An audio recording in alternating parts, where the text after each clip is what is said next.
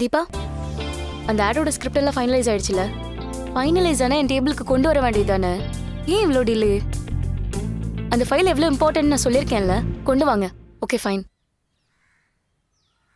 Ma'am. ஏய் தீபக், வாங்க Deepak. Ma'am, ஹாஸ்பிட்டல்ல கேஷ் கொடுத்து ஹெல்ப் பண்ணீங்கல்ல, இந்தாங்க. அவங்க பையன் பணத்தை திருப்பி கொடுத்துட்டாரு. கரெக்டான டைம்ல ஹெல்ப் பண்ணீங்க மேம். ரொம்ப தேங்க்யூ மேம்.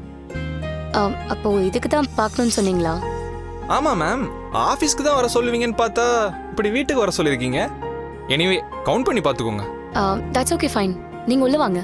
வாங்க. ஓகே.